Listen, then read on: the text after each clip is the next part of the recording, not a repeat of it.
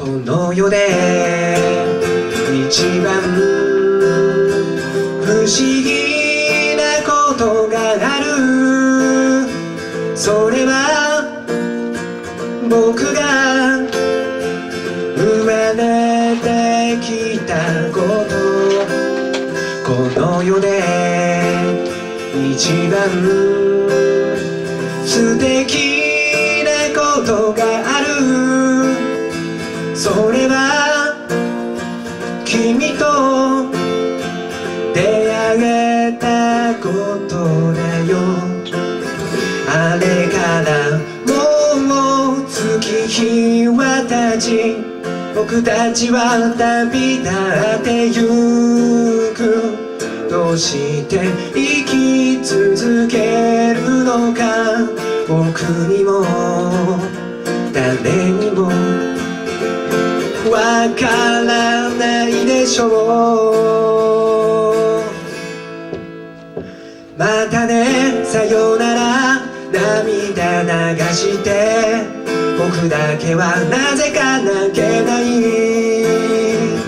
そっと目を閉じて聞いてごらん、心の中の鐘の音を。一人でいた時、知らぬ間に寄り添ってずっと君は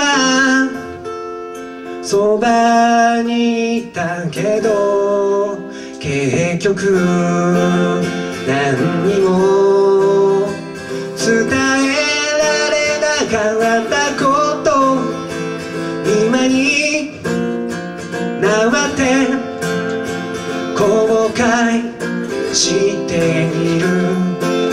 喧嘩しても仲が良くて、離れても近づいてゆく。何度も言いかけた言葉、今も忘れずに残っている。本当にありがとう、手を振りながら君にだけなぜか言えない。胸に手を当てて聞いてごらん、鳴り響いてる鐘の音が。またね、さよなら、今この時を将来で悔やまぬように。そっと目の前で鐘を鳴らす、胸いっぱいを君にだけ。本当にありがとう。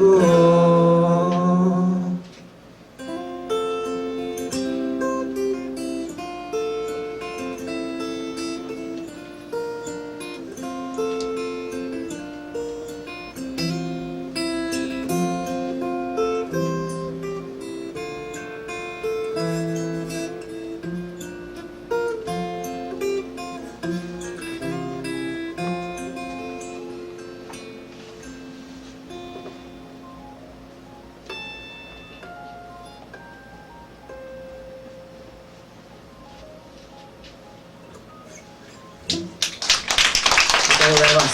鐘の音という曲でした。初めてだからね、レアですよ。